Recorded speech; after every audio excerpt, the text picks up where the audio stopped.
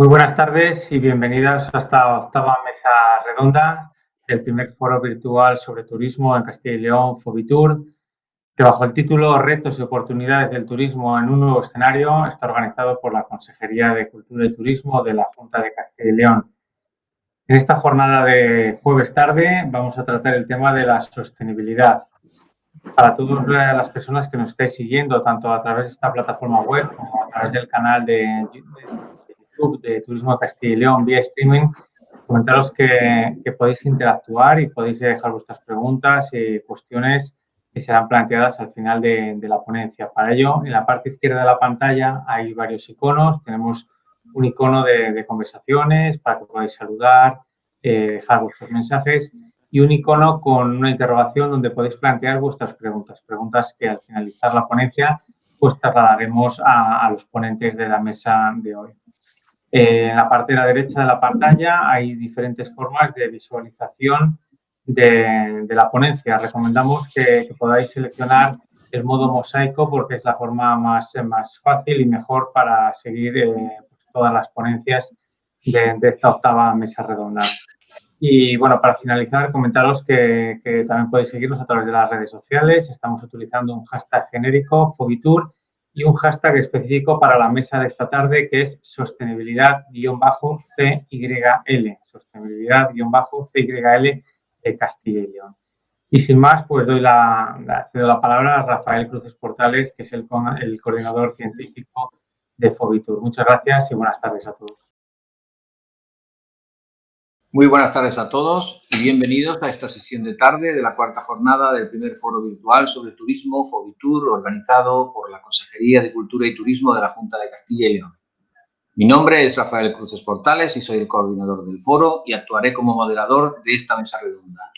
Para esta sesión de tarde hemos conformado una mesa redonda denominada Sostenibilidad, un catalizador para el turismo. Y para debatir sobre este enfoque tan actual y que ha adquirido en la actualidad tanta relevancia en todos los discursos, contamos con la presencia de destacados representantes vinculados al turismo sostenible y que a continuación paso a presentarles. Esta tarde están con nosotros Enrique Valero, que es director general de Abadía Retuerta, Le Domaine, José Ignacio Rincón, que es coordinador e impulsor del proyecto Bodegas El Cotarro en Moradillo de Roa. También contamos con la presencia del profesor Claudio Milano, que es director del Máster en Turismo Sostenible de Hostelea Management Tourism School. Y para completar esta mesa, contamos con la presencia de Eugenia Hernández, que es presidenta de la Asociación Visión Responsable para promover y difundir la responsabilidad social corporativa.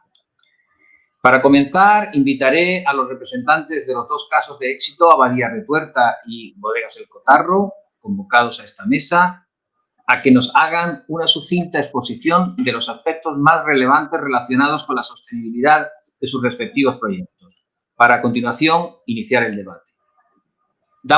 Cedemos la palabra en primer lugar a Enrique Valero por Abadía Retuerta para que nos comente los aspectos más destacados de su proyecto. Buenas tardes, Enrique. Buenas tardes y muchas gracias por darnos la oportunidad de participar en este foro tan interesante. Bueno, la sostenibilidad y como catalizador en Abadía Retuerta es el eje central, ¿no? O sea, nosotros desde nuestra misión como empresa estamos definiendo que todo tiene que ser sostenible. O sea, nuestra misión es que somos guardianes de un legado que hemos recibido en unas condiciones y tenemos que traspasarlo a siguientes generaciones en mejores condiciones y haciendo de ello, obviamente, un negocio. Y así es como está definido nuestro plan estratégico. Y esto conecta en cómo definimos Abadía Retuerta Le Domaine, en el que yo siempre digo que gestiono dos cosas heredadas, dos patrimonios. Un patrimonio que es muy obvio, que es el de la naturaleza, son 700 hectáreas, donde además el primer empleado que Abadía Retuerta tuvo es el río Duero. Hace millones de años fue erosionando y conformando ese mosaico de suelos, donde ahora tenemos la suerte de poder gestionar un vino de primera calidad, un vino que está en la milla de oro y que si no hubiera sido por ese río Duero y la forma de gestionar Abadía Retuerta ese viñedo, pues estaría produciendo otro tipo de vinos. La segunda cosa que hemos heredado es también muy obvia y tengo aquí una maqueta, ¿no? Es una abadía del siglo XII en el que tenemos 8.000 metros cuadrados que también gestionamos de una forma responsable y sostenible. Siempre digo a mi equipo que tú puedes gestionar de muchas formas, ¿no? Pero cuando tienes una visión de largo plazo y responsable, le sacas el máximo partido, porque nosotros somos, como digo, guardianes, no somos los dueños. Esto está en Castilla y León, esto está en España, y nuestra obligación y nuestra misión es ponerlo en valor para crear un referente a nivel mundial. Y eso une ese patrimonio natural y ese patrimonio histórico. ¿Cuál es el pegamento? El pegamento es lo único que yo puedo hacer, que es gestionar el mejor equipo del mundo, ¿no? Somos las personas. Las personas podemos construir y destruir. O sea, hay distintas formas de gestionar y nosotros siempre hemos ido con esa visión de crear un referente con el legado que hemos heredado. Con lo cual, no entendemos el turismo de calidad, que es donde nosotros estamos centrados, sin sostenibilidad. Y esa filosofía te condiciona. O sea, es muy bonito hablar, es muy bonito decir estas cosas, pero si luego no haces nada, pues se queda en el papel. ¿Qué es lo que hacemos nosotros? Pues obviamente tenemos que gestionar los recursos naturales que tenemos de una forma responsable. Tenemos muchas actuaciones, lo obvio es nuestro principal activo es la viña, es gestionar de una forma responsable. Gestionamos de forma responsable la energía, tenemos plantas fotovoltaicas, tenemos geotermia, maximizamos todo lo que es energía verde, digamos, en Abadía Retuerta Ledomén.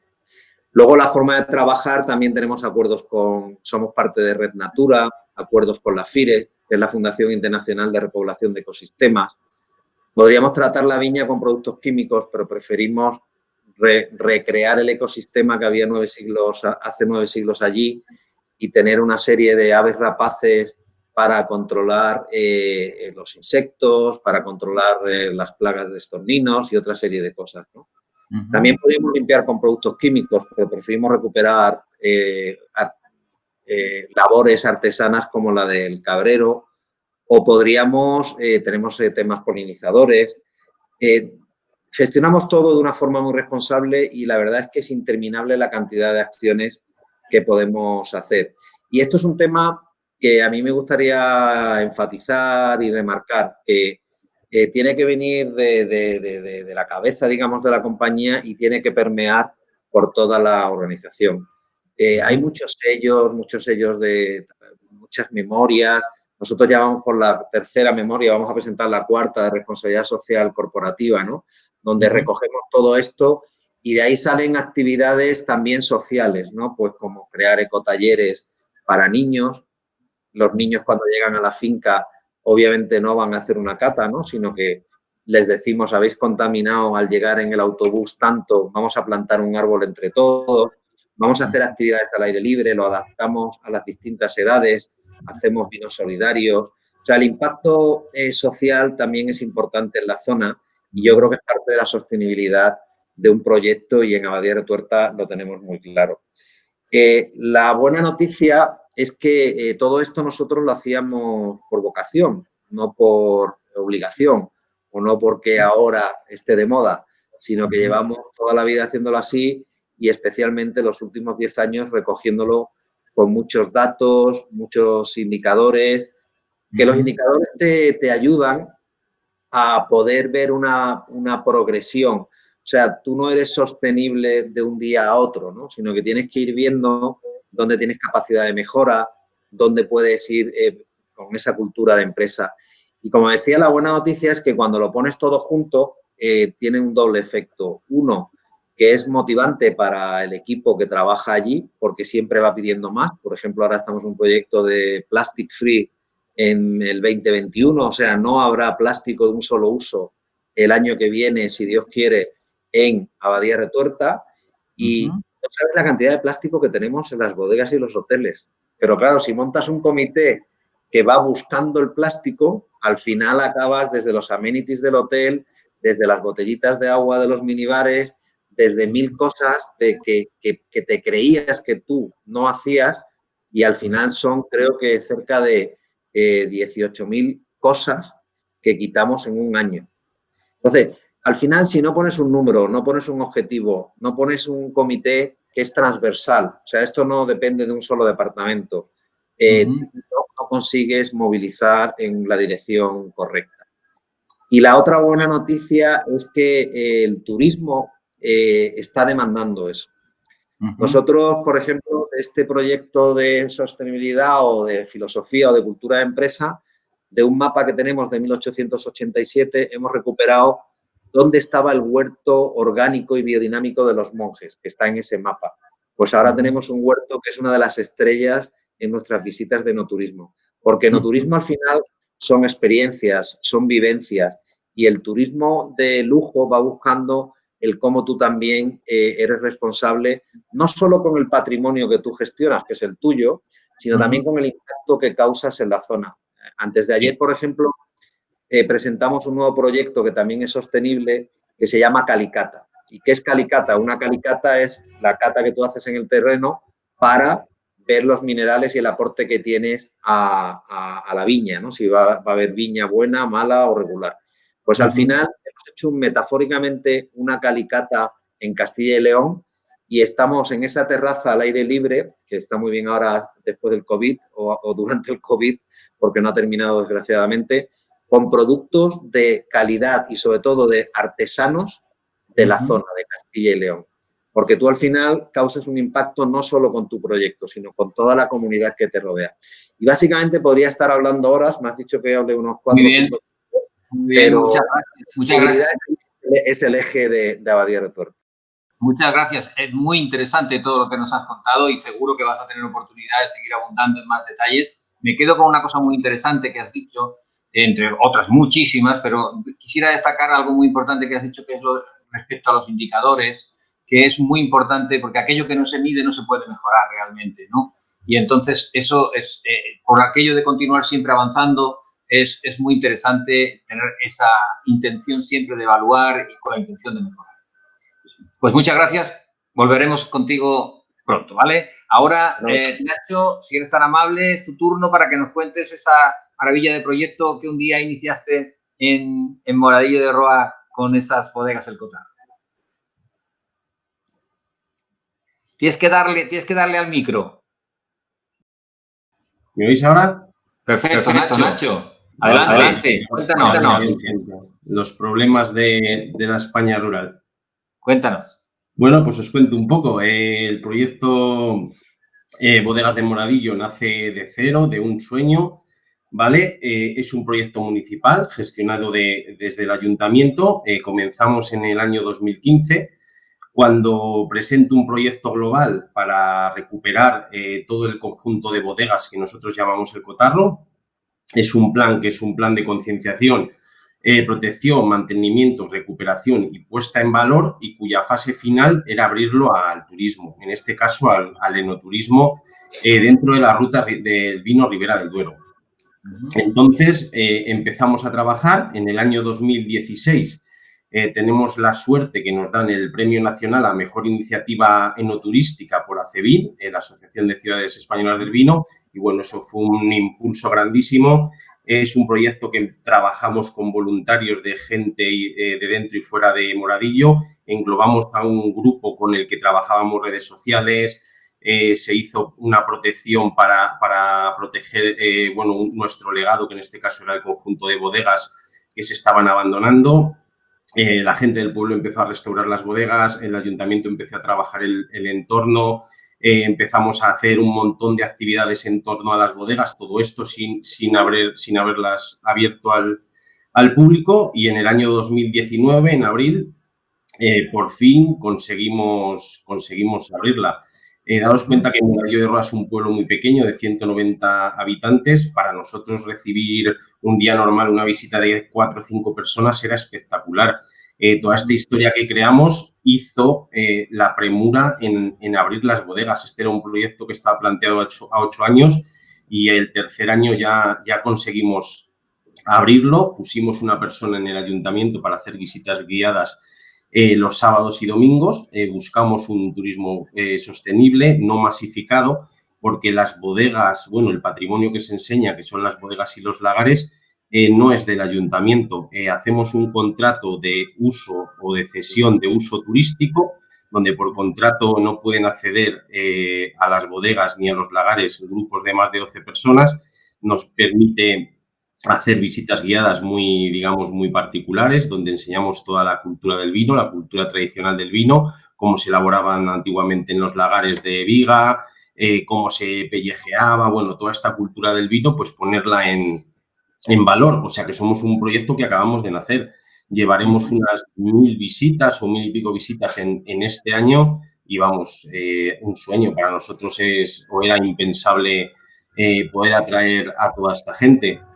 Y lo que se repercute con este turismo, ya que somos un ayuntamiento, una iniciativa municipal, es que todo el proyecto turístico repercuta positivamente en el municipio, invirtiendo en la restauración de todas las bodegas y su embellecimiento. Entonces, bueno, pues es un proyecto a largo.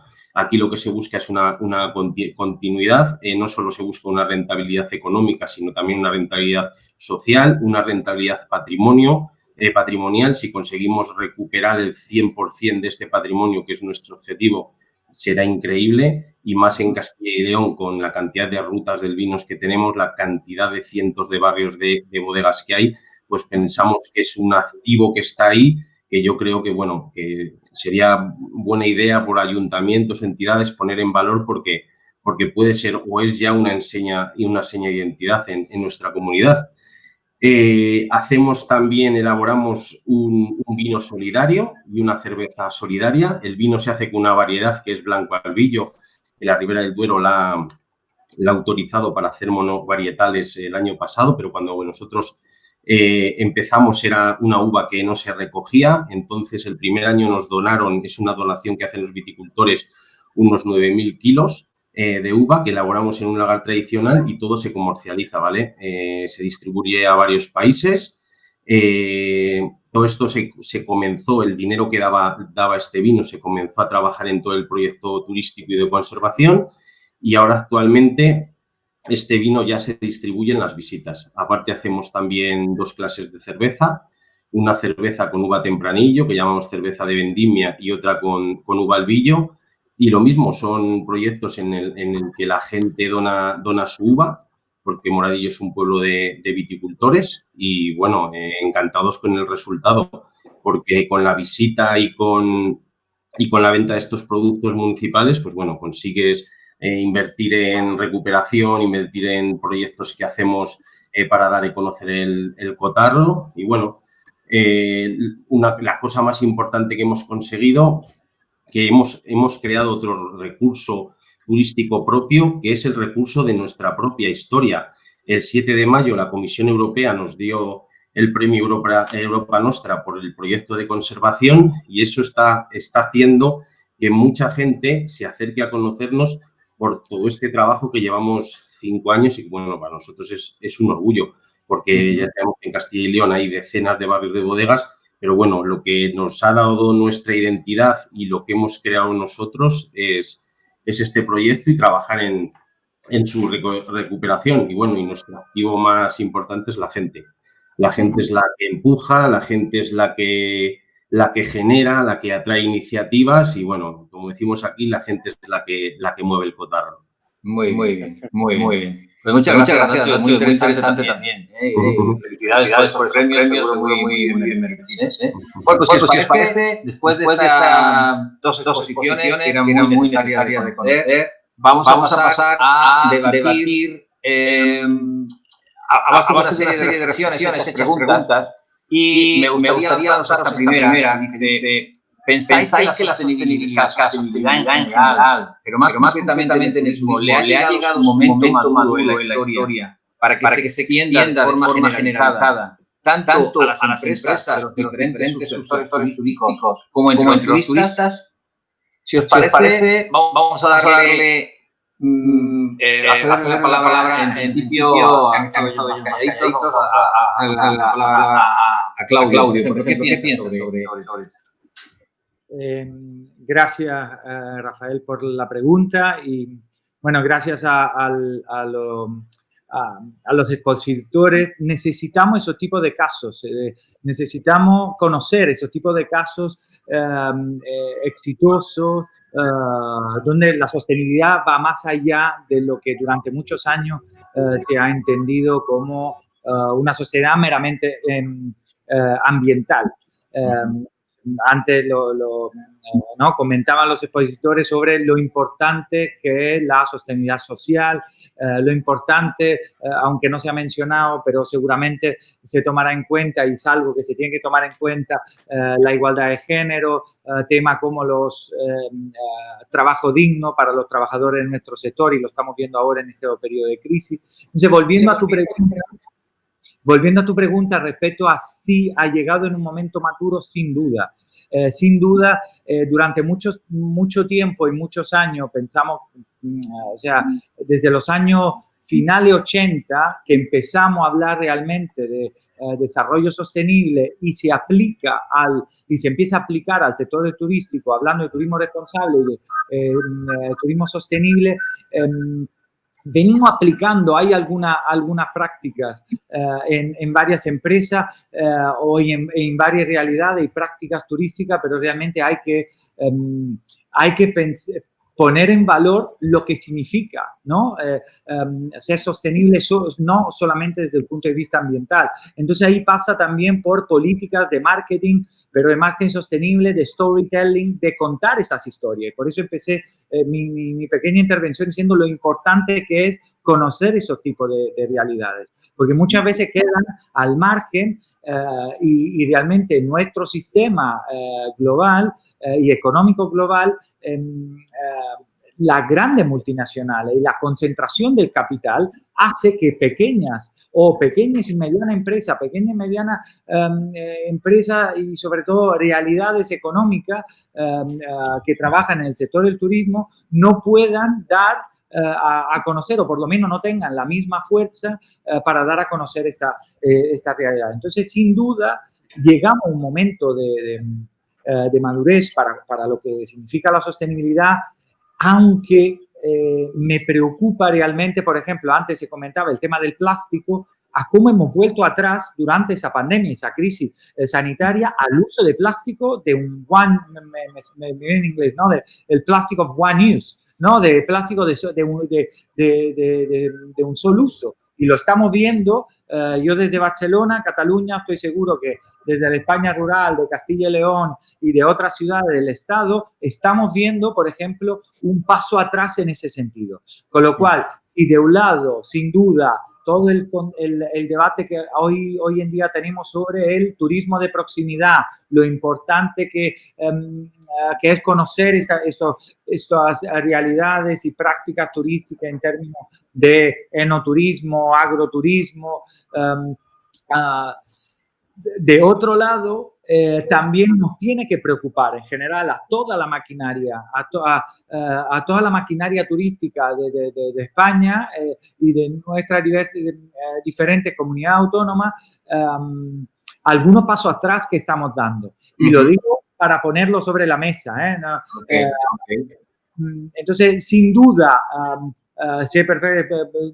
Tú has trabajado mucho en temas de turismo accesible. Hemos dado mucho paso adelante a nivel de Estado sobre temas de turismo accesible, sobre temas también de soberanía alimentaria, y esos dos casos que nos explican los compañeros justamente ponen la luz sobre eso, lo importante que es, por ejemplo, en nuestro establecimiento hotelero, restaurante, de la comida de temporada. No podemos hablar de sostenibilidad si estamos comiendo tomate de Bangladesh o tomate del sudeste asiático. Y aunque tengamos, no estamos utilizando más plástico o pajilla de plástico para nuestra bebida y nuestro cóctel, pero si realmente nuestros tomates están viniendo, no son de proximidad, probablemente estos sellos de que antes Enrique comentaba sobre el sello, ¿no? Se hablaba de temas de sello. Ahora es un poco peligroso todo el tema y todo el debate que estamos teniendo sobre los sellos COVID-free, porque realmente no creo, en mi humilde opinión, que necesitamos más sellos y más certificaciones. Lo que necesitamos son prácticas exitosas como la que nos explicaron y como hay otras en el Estado español. Y si bien podemos hablar de una sostenibilidad y de un concepto más amplio de sostenibilidad que ha llegado en un momento de su madurez, no aflojemos. No aflojemos. Yeah. Por ejemplo, con el tema del plástico se está volviendo un tema muy preocupante. Muy bien. Muchas gracias, Claudio. Muy interesante todas las indicaciones que nos comentas. Y ahora pasamos a Eugenia, por favor. ¿Nos puedes dar tu impresión sobre si crees que realmente le ha llegado el momento maduro histórico a la sostenibilidad? ¿Qué piensas sobre todo esto? Bueno, pues hola. En primer lugar, buenas tardes. Gracias por haber invitado a Visión Responsable, a la que represento hoy aquí. Y bueno, pues respecto a tu pregunta, pues yo creo que si turismo sostenible es aquel que aplica, lógicamente, principios de sostenibilidad en el sentido de buscar reducir los impactos negativos al medio ambiente, a las culturas locales y maximizar y generar empleo, ingresos para las comunidades en las que se asientan las empresas o empresarios de turismo, pues yo creo que precisamente el momento que nos ha tocado vivir, que nos está tocando vivir, pues yo creo que puede ser un impulso, la verdad, que es el momento del turismo rural, del turismo de naturaleza y de interior. Y entonces yo creo que precisamente, y ese turismo nos puede, pero sobre todo debería de ser ese escaparate de turismo sostenible. Va completamente en línea, ¿no?, con esas definiciones y los principios de sostenibilidad. Pero creo que tendrían que aprovechar los empresarios y empresas de estas actividades turísticas de interior y rurales que hoy en día van a recibir más turistas y van a tener esa oportunidad y ese impulso, lo deberían de aprovechar para generar una experiencia. Yo creo que si consiguiesen generar en esos turistas, en esos visitantes que llegan a sus destinos, esa sensación, esa experiencia completa y de que sepan comunicar y que les sepan transmitir al turista que está siendo un consumidor responsable, yo creo que es una oportunidad de darle un gran impulso al turismo sostenible, aprovechar este impulso y convertirlo en un verdadero escaparate, pero desde una perspectiva de sostenibilidad, que no se quede solo en visito una casa rural o hago una excursión en canoa, sino que se aproveche que ya que se tiene al público que ha llegado, pues que realmente se marchen con esa sensación de decir, esto es más que visitar una casa rural o más que ir en bicicleta por el campo. Y luego, una segunda reflexión, yo entiendo que si la sostenibilidad es una meta, es un fin, pues entiendo que realmente hacen falta políticas públicas, quiero decir que es un camino, que tenemos que considerar que esto no es llegar y ahora ya, sino que hay un camino que recorrer y ahí hacen falta políticas públicas, hacen falta, pues en lo que yo estoy, ¿no?, en que las empresas implementen políticas de responsabilidad social empresarial. Enrique y como Ignacio nos han contado de sus experiencias y que el consumidor se convierta en un consumidor responsable. Y entonces, ocurriendo, si me preguntabas por este momento histórico, creo que hemos vivido y estamos viviendo algo de la suficiente intensidad como para que sea una llamada de atención, una gran llamada de atención, no una wake-up call, pero veremos a ver, yo creo, me atrevería a decir que la historia nos va a juzgar si somos capaces de verdad de todos juntos, desde las instituciones y políticas públicas a consumidores, pasando por empresarios, si todos a una somos capaces de transitar nuevos caminos, el camino hacia la sostenibilidad. Y si lo somos, y con esto ya termino, no me quiero extender más, si lo somos, tenemos una hoja de ruta, un mapa fantástico, que son los tan traídos y llevados, pero no por ello menos importantes y primordiales, objetivos de desarrollo sostenible. Yo creo que ahí hay una hoja de ruta fantástica. Ya, con esto. Muy bien, muchas gracias, Eugenia. Nos quedamos con como resumen de las muchas cosas que has comentado. Quizás la conveniencia, la necesidad de caminar por la senda de la cooperación es una cuestión de todos. No podemos pensar que solamente es cuestión de que las empresas de momento se conviertan en sostenibles. Los turistas también tienen que colaborar, por supuesto. Las administraciones públicas tienen que estar imbuidas de este enfoque y de la necesidad de que entre todos colaborando se vaya avanzando en este sentido. Enrique, cuéntanos qué piensas sobre si realmente crees, tienes la sensación interior de que le ha llegado el momento histórico a la sostenibilidad, independientemente de tu visión particular, de vuestra entrega a este fin que ya nos has comentado, que no dudamos en absoluto, pero sí, desde luego, desde tu punto de vista, pero también mirando, teniendo una visión más panorámica, un poco más global. Yo creo que no es que haya llegado, es que estaba. Lo que pasa que estaba pues como las levaduras en las bodegas, que no la ves, ¿no? Estaban por ahí y no estaban unidas, no estaban trabajando juntas. Lo que ha dicho María Eugenia es muy importante. Yo creo que también en esa visión más amplia lo que nos está pasando en la situación actual, que no es nada cómoda, sobre todo desde el punto de vista empresarial, es que se han acelerado cosas y son aquellas empresas y aquellos proyectos que tienen valores los que van a sobrevivir. O sea, yo siempre he hablado que hay que diferenciar entre la palabra empresa y la palabra negocio, ¿no?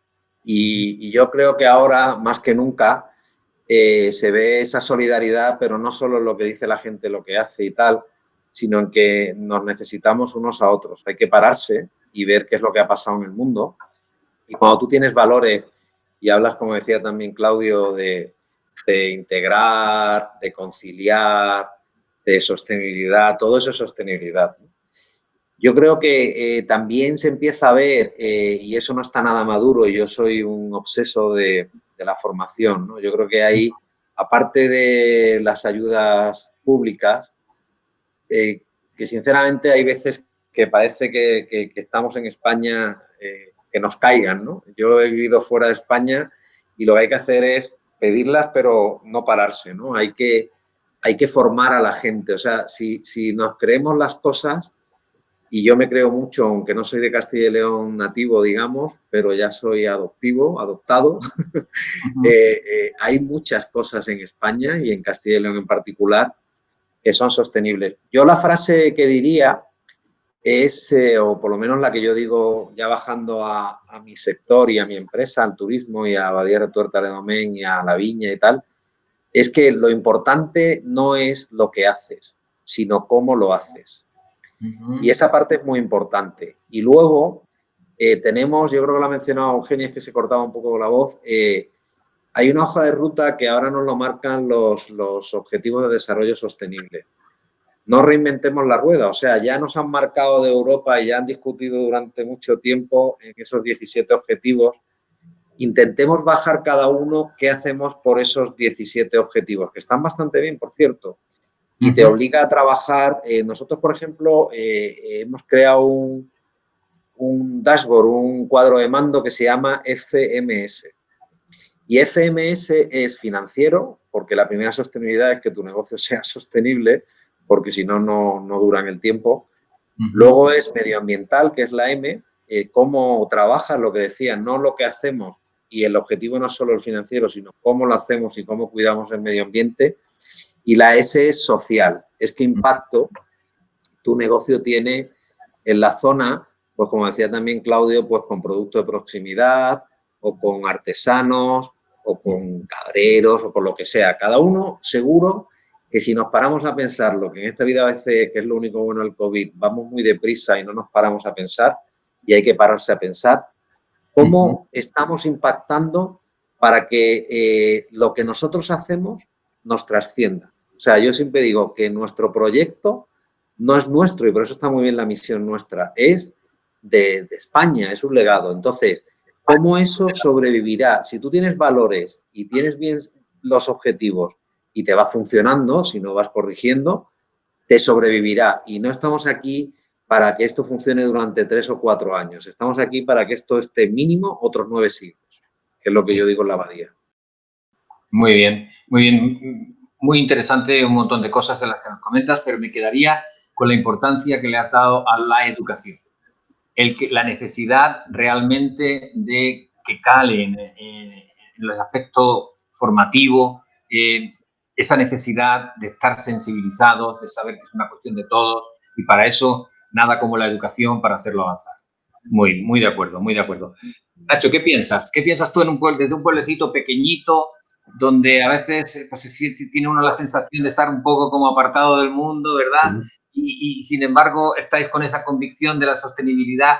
¿Pensáis desde ahí que realmente le ha llegado el momento histórico a la sostenibilidad a pesar de vuestra humildad y de vuestro espacio tan pequeño? Bueno, nosotros en esto de turismo hemos aprendido a base de tortas y de ensayo-error.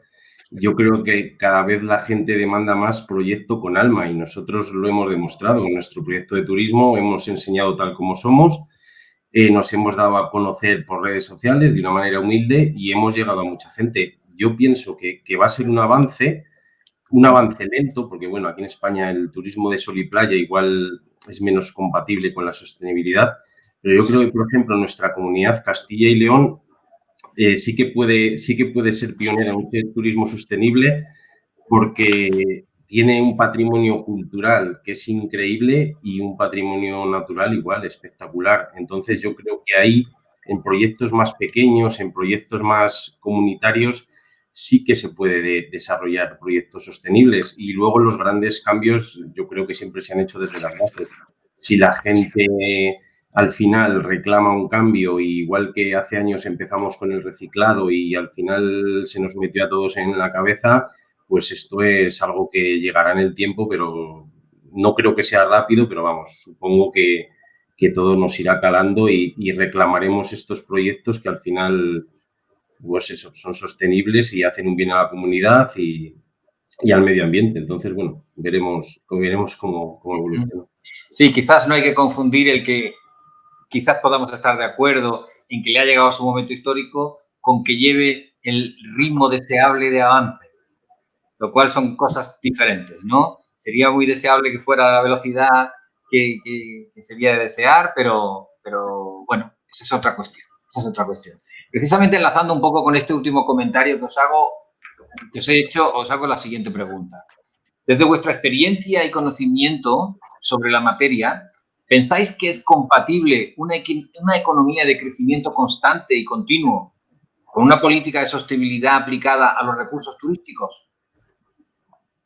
Sabéis que el modelo económico que tenemos es el incesante crecimiento, o sea, ese es el gran lema, ¿no? El crecer, crecer y crecer. En principio pudiera pensarse que no es muy compatible con lo que postula la sostenibilidad, que es más moderada, tiene en cuenta otros aspectos que no son exclusivamente el económico, pero me gustaría conocer vuestra opinión en cuanto a esa posible compatibilidad entre la realidad de nuestro modelo económico y este deseable avance de la sostenibilidad. Empezamos por ti en esta ocasión, Claudio, si no te importa. Vale, gracias, Rafael. Qué tema tan complicado y qué pregunta tan difícil, y porque inevitablemente es controversial hablar de... Yo diré algo que probablemente puede sonar un poco provocador, ¿no? Pero cuando hablamos de turismo sostenible, yo muchas veces digo que es como hablar de un oxímoron. El turismo casi nunca es sostenible. Porque cuando nos movilizamos estamos generando una huella de carbono, estamos generando un impacto. Entonces, ¿qué tendríamos que hacer? ¿Cómo podríamos trabajar en ese sector? Maximizando los impactos positivos y minimizando los impactos negativos, que siempre los hay. A partir de eso, inevitablemente nuestro sistema económico, a partir de los años 80, ha entrado en una etapa neoliberal basada en el crecimiento sin fin, pensando y dando por hecho que los recursos naturales son infinitos. Nos estamos dando cuenta que, y no solo en esta década, hace ya más décadas nos dimos cuenta que estos recursos son finitos. Entonces, inevitablemente, pensar al concepto de sostenibilidad en un sistema económico, así como está planteado en ese momento, donde hay una gran concentración de capital en manos de pocos y donde cada vez que crecemos en ese sistema económico neoliberal estamos generando desigualdades, porque lo que nos ha llevado en la etapa neoliberal sin duda ha sido avance tecnológico, distribución de la riqueza, pero con mucha concentración y con mucha desigualdad social. Entonces, es complicado pensar a la sostenibilidad en cómo está montado nuestro sistema económico. Ahora bien, ¿cómo podríamos trabajar en nuestro sistema económico para que nuestras prácticas turísticas, desde los interiores hasta en los segmentos de sol y playa, en nuestras costas en España, puedan ser más sostenibles? Trabajar en ese oxímoron, como decía, maximizando los impactos positivos y minimizando los negativos.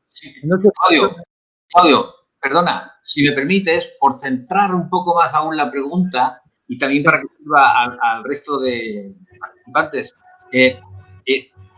voy a poner el ejemplo de un sitio, de una ciudad de tu tierra, de Italia. Siempre vemos el problema de Venecia.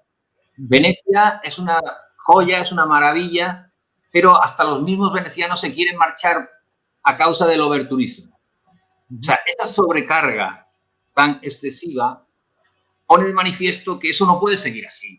Porque si siguiera así, llegaría un momento en que allí no cabría nadie y aquello sería impracticable. No sería compatible con el disfrute que el turismo siempre hace pensar que es la causa de hacer turismo, ¿no? El placer de viajar, de disfrutar de la cultura, de todo esto. Entonces, guiados por ese ejemplo tan obvio, de que no puede ser esto así, porque como te decía, todos sabemos que hasta los mismos venecianos están pensando muchos en marcharse,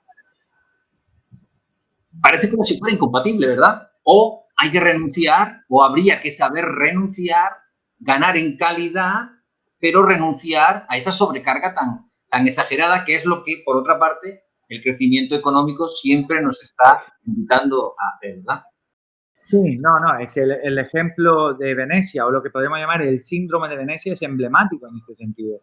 Y inevitablemente hay una ciudad donde hay millones de turistas con solo 50.000 habitantes.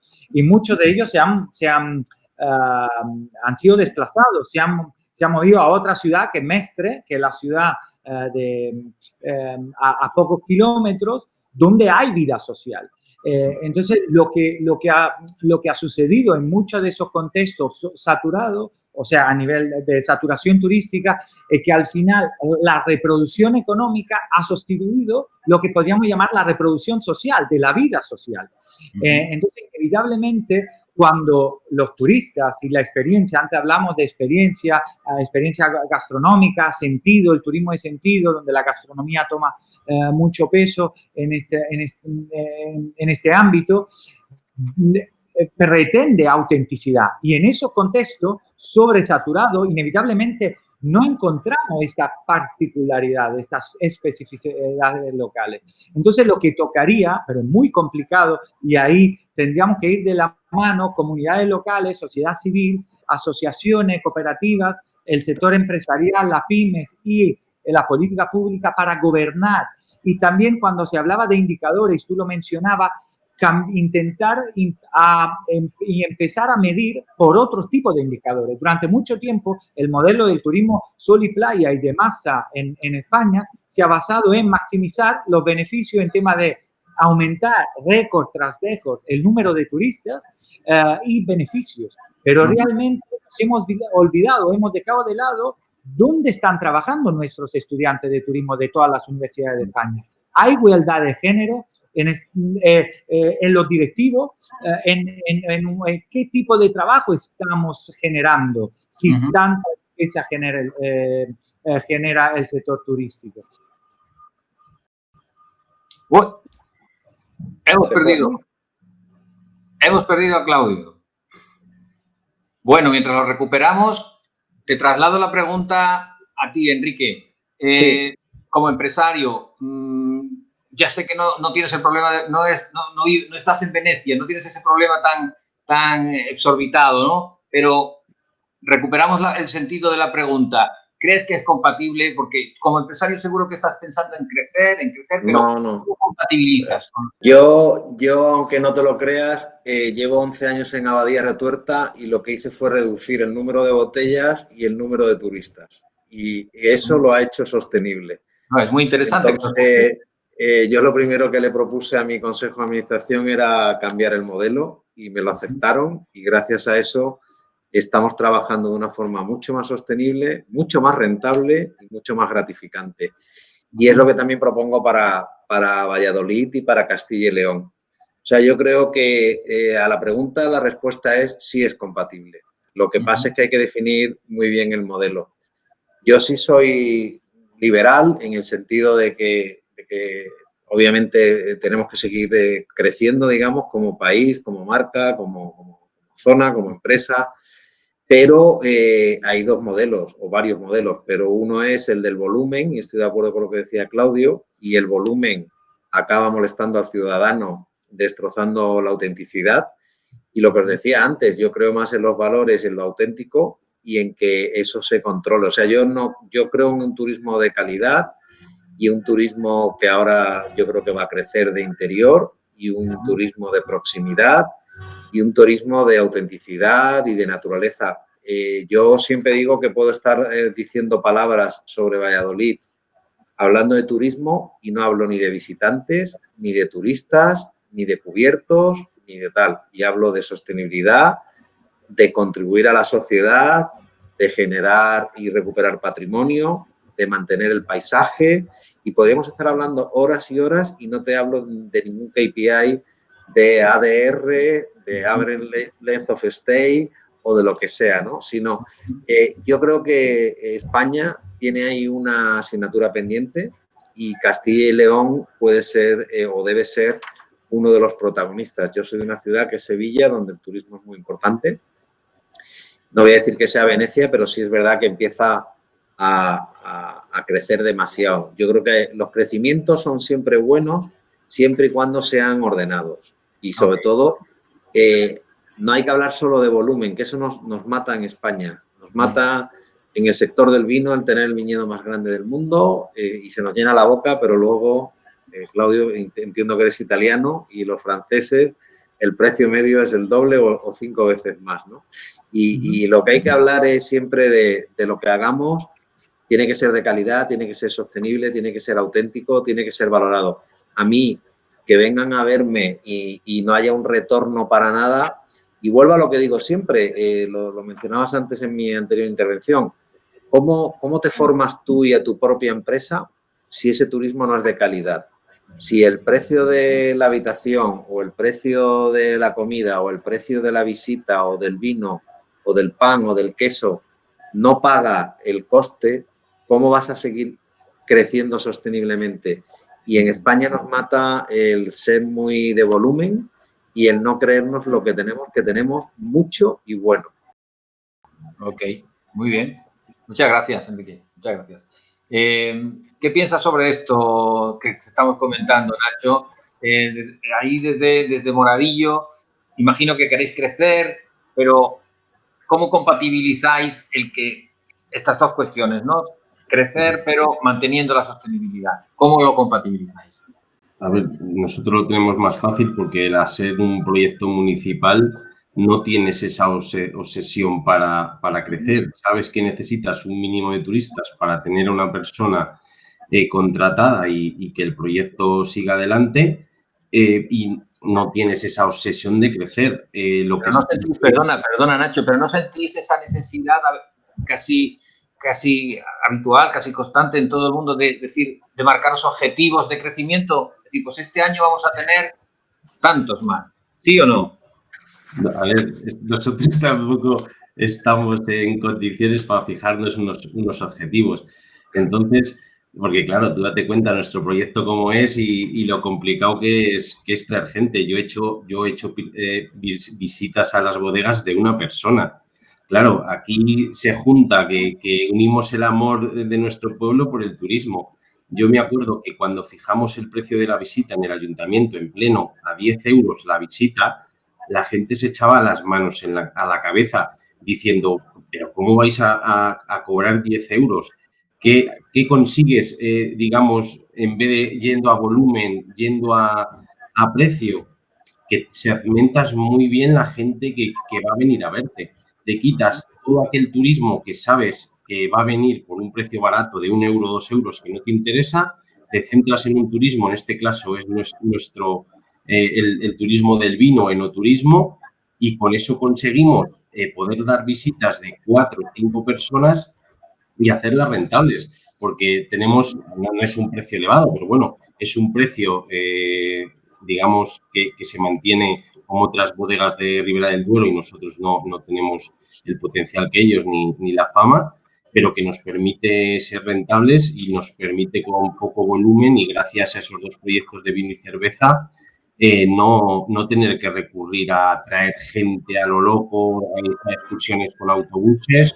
No, nosotros, como digo yo, estamos pequeñas dentro de tenemos contactos con turismo rural, con casas, con hoteles y son ellos los que conocen nuestra iniciativa y es un goteo constante de gente. Pero ya te digo que nosotros es un caso atípico porque al ser un proyecto municipal no tienes esa obsesión. A ver, nos encantaría que viniese más gente, que se desarrollasen casas de turismo rural, que fuese más gente a los restaurantes, pero bueno, después de un año que llevamos, yo creo que podemos estar contentos y tampoco esperamos crecer mucho más. Sí, casi en calidad y dar una experiencia mayor y poder subir el precio, pero no aumentar tampoco los visitantes exageradamente.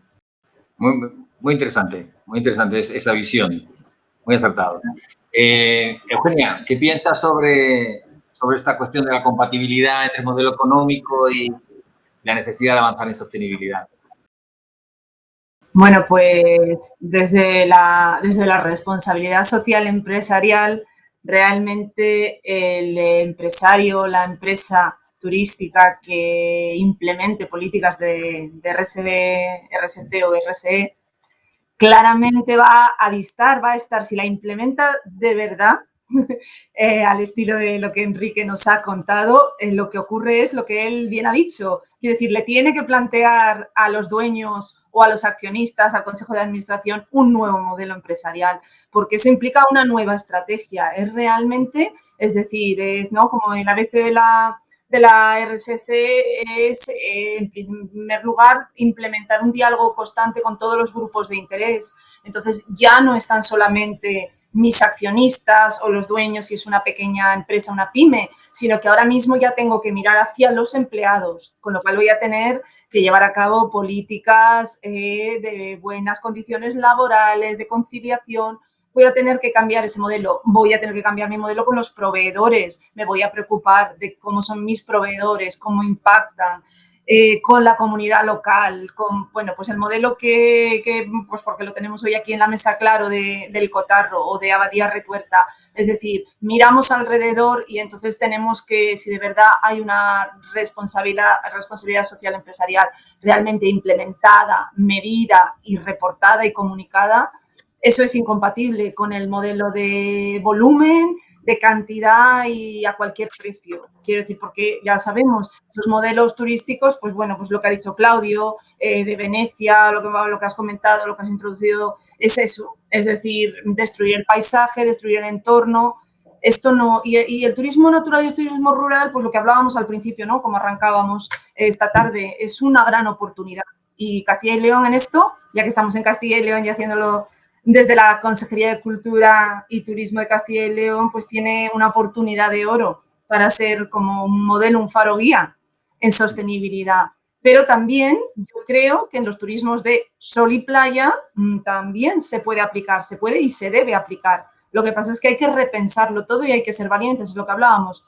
Es un camino largo y habrá que atreverse todos juntos a transitar ese camino. Y si no, la historia pues nos juzgará por ello, ¿eh? Muy bien. Bueno, os preguntaría ahora, ¿podéis darnos ejemplos que conozcáis, ejemplos prácticos de cómo implementar en el turismo el eje social y cultural del enfoque sostenible? Pues porque sabéis que normalmente, como muy bien decía, creo que era Claudio al principio, durante muchísimo tiempo se ha asociado sostenibilidad con medio ambiente exclusivamente. Sin embargo, como bien sabemos, son 3 los ejes fundamentales que completan, ¿no?, el enfoque de la sostenibilidad. Es el medioambiental, por supuesto, pero también está el económico, tiene que ser sostenible en el tiempo el negocio o la empresa y al mismo tiempo tiene que cuidar los aspectos sociales y culturales. Luego, os dirijo la pregunta en este aspecto que quizás es uno de los más abandonados, de los que más relegados, ¿no? De los que más empuje necesita tener en nuestros días, ¿no? Porque el medioambiental es muy conocido, el económico es muy deseado, pero el social y cultural, que está ahí en medio, que está más relegado, necesita de mucho empuje. ¿Conocéis?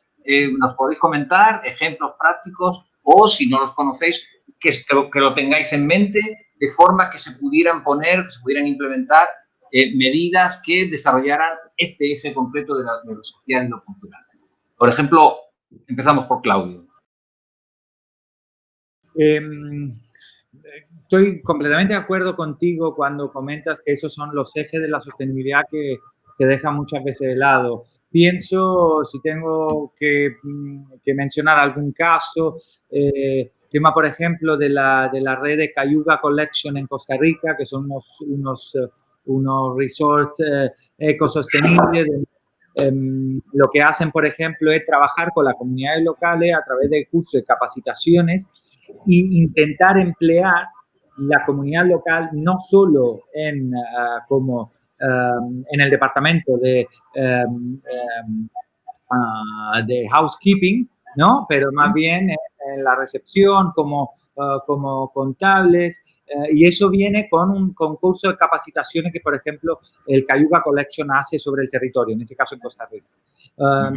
El tema, cuando hablamos también de temas social y cultural, inevitablemente todo el tema de la soberanía alimentaria, y se ha comentado aquí en la mesa, es fundamental. No podemos pensar, y eso lo veníamos comentando justamente con el CEO del Cayuga Collection, donde ahí lo que han hecho es, por ejemplo, evitar cualquier tipo de desayuno continental que no fuera fruta de temporada, en ese caso de Costa Rica, ¿no? O, por ejemplo, ofrecer salmón en el Caribe, probablemente eso no es solo económicamente responsable, no lo será ni a nivel social y cultural, porque no estamos ofreciendo, y eso estoy haciendo un ejemplo muy lejano, pero al pedir de pensar algún tipo de práctica y de best practice, por ejemplo, me viene eso a la cabeza. No podemos pensar de no promover nuestros propios productos, ¿no? Si pienso en el caso de Barcelona, en Cataluña,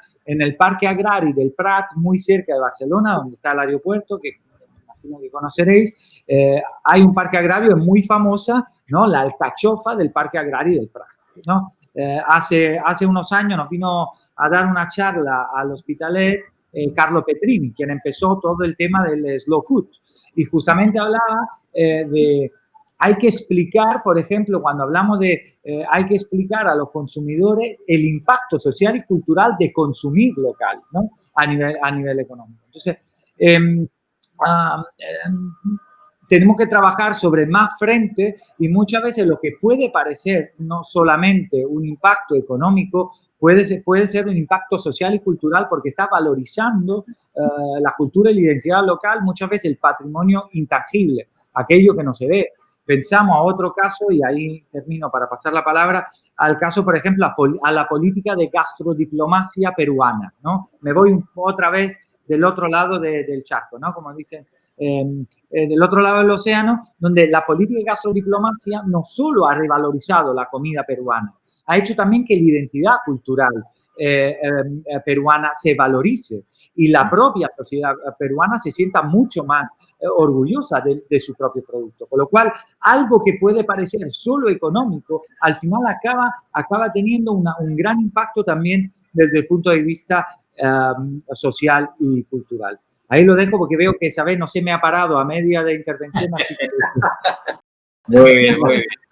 Muchas gracias, muy interesante, Claudio. Enrique, ¿cómo lo vivís esto allí en Abadía Retuerta? Ese modelo que le planteaste diferente a tu consejo de administración, ¿cómo lo vives día a día reforzando ese eje social entre vosotros, internamente entre la empresa y también de cara al exterior? Pues todo lo que nos ha contado Claudio lo tenemos en Castilla y León. O sea, yo cuando llegué allí, yo soy de fuera, y los espárragos de Tudela, los famosos que hizo Ferran Adrià, son los de Tudela de Duero, o sea, no los de Tudela Navarra. Y está al lado este productor, San José, y son maravillosos. Pero luego yo soy muy inquieto y estaba continuamente pues preguntando y viendo cosas, ¿no? Ayer teníamos a un productor de gambas de Medina del Campo, a los quesos de Campo Oveja, tenemos el garbanzo de Pedro Sillano. O sea, tenemos muchas veces, pasa como cuando el turista viaja, ¿no? Que estamos pensando en Maldivas y tenemos aquí a 3 kilómetros lo mismo o mejor, ¿no? El turismo de cercanía, ¿no? Y yo creo que en España en general, ¿no? Tenemos mucha autenticidad, lo cual no significa que a veces confundimos artesanía y autenticidad con hacer las cosas de cualquier forma.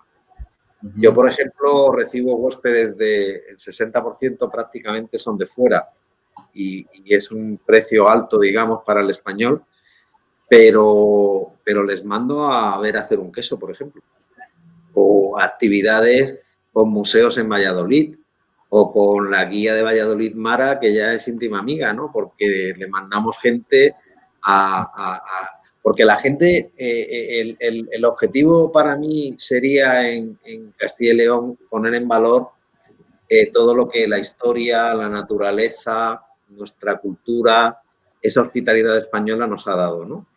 Y para eso mi filosofía nunca ha sido crear Abadía Retuerta, sino crear un destino en Valladolid, ¿no? Y para que tú crees un destino y que sea auténtico y de valor añadido, lo que tienes que poner en valor, no te tienes que inventar nada, como muy bien decía Claudio, no voy a poner salmón noruego. Si tengo el espárrago o tengo la alcachofa o tengo el garbanzo.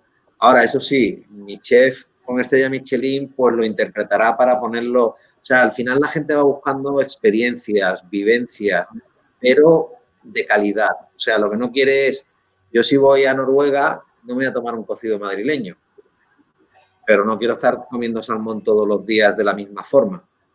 Entonces, yo creo que en España esa parte de, en vez de pensar hacia atrás, hacia lo mío, sino pensar hacia adelante, a sentirte tú y ponerte en el sitio del cliente, del huésped, es lo que a veces nos falla. Y para eso, como muy bien decía María Eugenia, no hay que correr.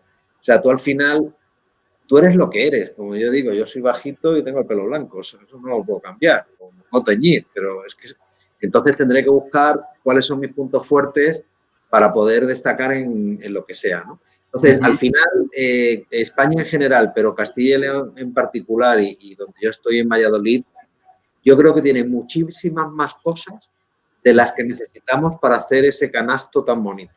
Lo que pasa es que muchas veces miramos lo que han hecho otros y nos faltan cosas. Entonces tenemos ese complejo, esa falta de orgullo de creernos lo que tenemos. Pero el patrimonio histórico, por ejemplo, y de ahí meto, por ejemplo, la gastronomía y el vino que tiene Castilla y León, son únicos, con lo cual no tenemos que hacer mucho. Lo único que tenemos que hacer es unir esos mimbres para hacer ese cesto que es muy auténtico y muy de calidad.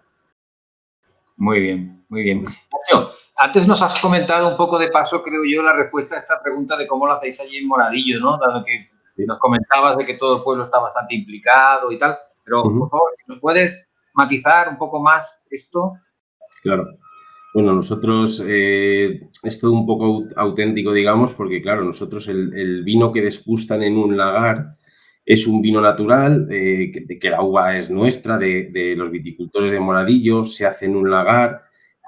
Además, la crianza se hace en una bodega que también nos la donaron, que llevaba 15 años sin abrirse. Entonces, claro, están probando algo que ven que es real, que se ha hecho en un edificio, un patrimonio que lleva siglos ahí. Entonces, eso yo creo que es una experiencia que a la gente le llena mucho. Además, nuestro primer vino lo hicimos en la fiesta de la vendimia de la Ribera del Duero, fue espectacular, pasaron casi 2.000 personas por el lagar, bueno, algo impensable. Luego también hacemos una cata allí de vinos claretes, de una cooperativa de Milagros, que está muy cerquita de Moradillo, a 10 kilómetros, pues para que la gente vea esos primeros vinos de Ribera del Duero, porque en Ribera del Duero bueno, antes los vinos eran clarete, o por lo menos los vinos tradicionales siempre ha sido mezcla de uva blanca con uva tinta. damos ese clarete a porrón. Ahora, desgraciadamente, ya no podemos usar el porrón, pero bueno, es una experiencia también. Nosotros al final no podemos competir en ciertos aspectos y lo sabemos. ¿Qué competimos? Competimos en experiencias.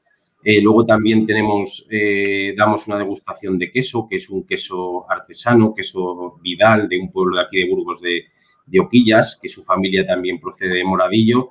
Pues intentamos coger productos de la zona y también que la gente conozca esos proyectos. Y bueno, digo que no queremos enseñar ni algo que no somos, es lo que hay, las bodegas son las que son de los propietarios, se baja tal cual, incluso hay una bodega que bajamos con luz, queremos dar esa autenticidad y que la gente se lleve una experiencia. Muy bien, muchas gracias. Pues ya muy brevemente, os voy a empezar a rogar a partir de ahora cierta brevedad, por favor, porque ya hemos sobrepasado el tiempo y todavía me gustaría hacer otra pregunta, una última pregunta para que podáis responder todos y de esa forma concluir. Pero, Eugenia, brevemente, por favor, si nos puedes contestar a esto del eje social, ¿cómo lo veis desde Visión Responsable? Pues eso, pues mira, lo resumo como en 3 pilares que además, por no volver a repetir lo que ya también han dicho mis compañeros de mesa hoy, ¿no? Por un lado, bueno, lo que antes hablé de que en la RSC o RSE es fundamental el diálogo con los grupos de interés. En este eje, pues yo incidiría en el diálogo con la comunidad local. Entonces, de ese diálogo pueden salir cosas muy interesantes y entonces me voy a la experiencia de la que han hablado Enrique e Ignacio, es crear esa experiencia de la que hablábamos al principio, el aprovechar este momento en el que nos van a visitar turistas que a lo mejor en otros momentos no hacían turismo de interior para hacerles, sumergirles en una experiencia y, por último, el concienciar, el divulgar y el meter al turista, el hacerle consciente de que está contribuyendo al desarrollo de la comunidad local, el que conozca la comunidad local, así una labor yo creo que también muy importante de divulgación y de comunicación con quien visita. Y yo creo que además los turistas, yo creo que es poner en valor y además va a tener un retorno económico. Yo no tengo ninguna duda de que el diálogo con la comunidad local y el crear experiencias conjuntas y después sumergir a algún especial visitante en ellas, yo creo que esto tiene retorno económico, vamos. Yo apostaría al 100%. Muy interesante, ese es el elemento de la co-creación en el turismo, que es tan importante, ¿no? Muy bien, pues bueno, vamos a terminar con una última pregunta que no quiero que se me quede en el tintero, porque si hay palabras que están de moda en esta crisis, una es la sostenibilidad, que la estamos tratando, pero otra es la tecnología. Entonces, quisiera preguntaros, ahora que se habla tanto de la tecnología, también en el turismo, está experimentando y seguirá experimentando un crecimiento muy significativo. ¿Qué puede aportar la digitalización, la tecnología a la sostenibilidad en el turismo? Empezamos por ti, por seguir el mismo orden, Claudio, si te parece. Vale. Voy a intentar ser breve y a pesar de que pueda parecer que no conteste a tu pregunta, sí la voy a contestar. Es decir,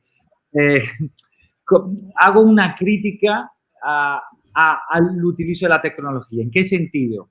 Porque muchas veces cuando hablamos de sostenibilidad y cuando queremos aplicar modelo y práctica sostenible en nuestro negocio turístico a nivel urbano, en las ciudades o en algún contexto rural, aplicamos y dejamos que estrategias técnicas, es decir, la tecnocracia junto a toda la parafernalia de las tecnologías, nos resuelvan todos.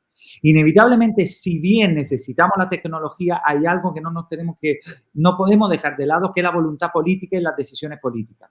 Es decir, si nosotros nos damos a empresas y a realidades como la de Enrique y de Nacho, algún tipo de beneficio para tema de impuestos, para tema de cómo están trabajando en el territorio, inevitablemente la tecnología se quedará solo como una estrategia cortoplacista. Con lo cual, si realmente queremos utilizar la tecnología que nos ayudará, nos puede ayudar para el booking, para reservar, para evitar grandes congestiones, para evitar de utilizar el papel ahora con los códigos QR para nuestros restaurantes, eso que se quede, eso es el legado bueno que nos ha dejado esta pandemia.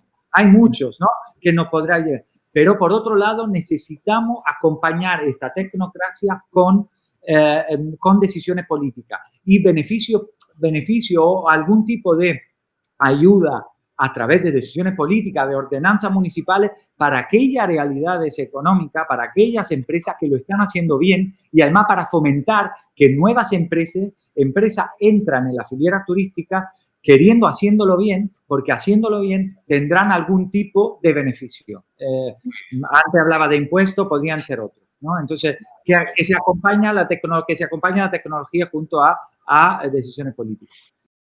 Muchas gracias. Enrique, ¿qué piensas sobre este asunto? Mira, por ser breve, es fundamental y van de la mano. Hay veces que parece que no se mezclan como el agua y el aceite, es todo lo contrario para mí. Yo toda mi estrategia la baso en dos pilares, digamos, a nivel negocio. Uno, basar todas las decisiones en datos y dos, conocer bien a mis clientes. Entonces, para darles más experiencias, yo ya no hablo de experiencias, hablo de vivencias, que es una experiencia personal.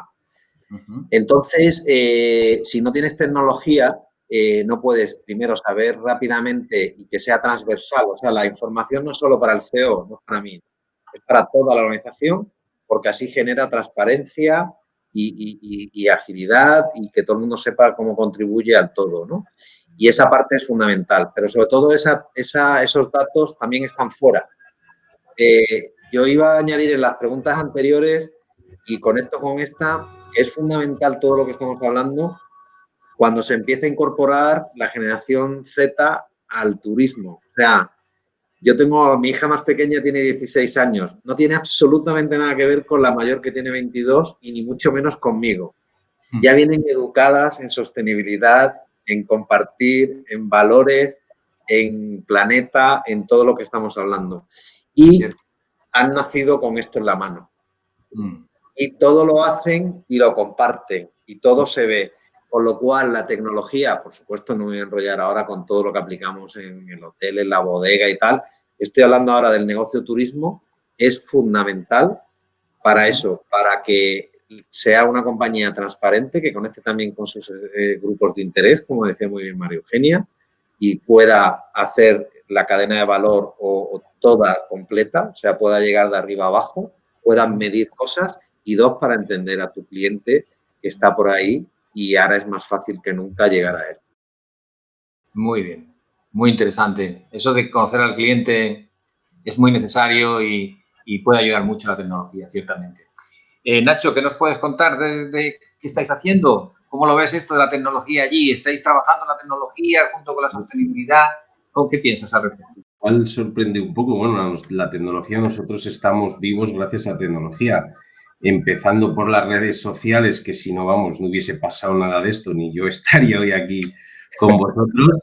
Y luego nosotros hemos desarrollado 5 grandes proyectos, digamos, tecnológicos. Pero bueno, yo soy un enamorado de la tecnología, hago muchísimas grabaciones, dron, edito vídeos, sonidos, y eso es lo que ha ido enganchando la historia a cada vez más gente.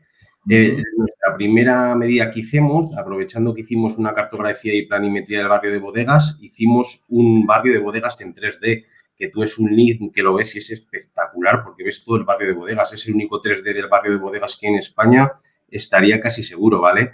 Luego hicimos también un recorrido virtual por una bodega de 1861. ¿Qué conseguimos al final? Acercar, digamos, al viajero o conseguir un viajero adecuado para nuestro modelo de turismo. La gente ya sabe lo que va a venir y lo ve en 3 dimensiones, lo ve en un recorrido virtual y le parece increíble. Luego el año pasado también hicimos un tour virtual porque nosotros no salimos a la viña, pero bueno, con este tour virtual sí que ve los viñedos de nuestro páramo, el páramo de Corcos, ve otros elementos patrimoniales como la ermita y la iglesia que tiene Moradillo y ve las iglesias y se puede meter en bodegas que no visitamos, pero que sí que puede entrar con modelos digitales. Hemos desarrollado también una audioguía para el cotarro y es una audioguía que yo siempre digo que tiene mucha alma, porque tú vas a una bodega y la audioguía, el que te está contando esa bodega no ves el elemento, digamos, constructivo, son los dueños de esa bodega los que te están diciendo que era de su familia, sus recuerdos. O sea que es muy interesante. Además, es un material que nosotros grabamos a los dueños.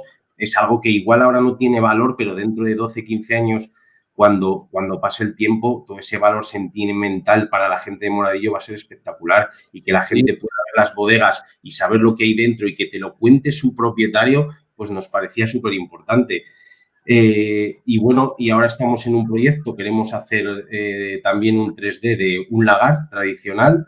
Son elementos que ya se han perdido, que tiene una nomenclatura que también se ha perdido. Estamos trabajando a ver si sale el proyecto con la Universidad de Burgos, porque hicimos un convenio de colaboración para poder hacer, pues eso, un 3D con un lagar, ver su funcionamiento, ver esas partes que ya están desapareciendo, cómo se llaman, y poder unirlo a testimonios de gente de Moradillo. Así que para nosotros la tecnología súper fundamental para poner en valor todo el proyecto. Sin duda, sin duda. Me has dejado sorprendido gratamente. Sí, me encanta decir todo eso. Todo el material. Algo tan pequeñito, no esperaba que tuvierais toda esa vida tecnológica, lo cual me parece fenomenal. Genial, genial, Nacho. Y Eugenia, para terminar, por favor, brevemente, ¿qué nos puedes contar respecto de la tecnología? ¿Cómo lo ves? La tecnología y la sostenibilidad. Pues yo creo que la tecnología, la innovación, además de una potente herramienta de marketing, en el Metro ya lo han explicado clarísimamente Enrique y Ignacio respecto a sus respectivos negocio y proyecto. Además, yo creo que la innovación tecnológica va a ser fundamental para esa transición hacia la economía verde, en línea con el famoso Green Deal de la Comisión Europea. O sea que espero que ese sea otro foco importante de empleo y de iniciativas a través de startups y todo, a través de innovaciones tecnológicas que aporten al mundo del turismo. Creo que cuando hablaba, creo que el ministro dijo que el turismo no era un sector que aportara valor. Bueno, pues yo creo que el turismo puede aportar mucho valor y además hay mucho por hacer, y en materia de innovación tecnológica aplicada al turismo, pues podría ser una gran oportunidad y atraer fondos que van a venir de Europa. Si se saben atraer con buenos proyectos de innovación tecnológica aplicados al turismo, creo que por ahí podría haber un campo también importante. O sea que creo que hay mucho por hacer. Muy bien. Pues solo me resta Enrique, Nacho, Claudio, Eugenia. Muchísimas gracias, de verdad. Ha sido una velada encantadora con vosotros. Hemos aprendido mucho, cosas muy interesantes, y gracias por vuestra amabilidad, por vuestra disposición a participar en todo momento, y agradeceroslo en nombre de la consejería y en el mío propio, y desearos un feliz verano a todos. Muchas gracias. Muchas gracias a vosotros. Muchas gracias. Buenas tardes. Hasta Buenas luego. tardes. Hasta luego.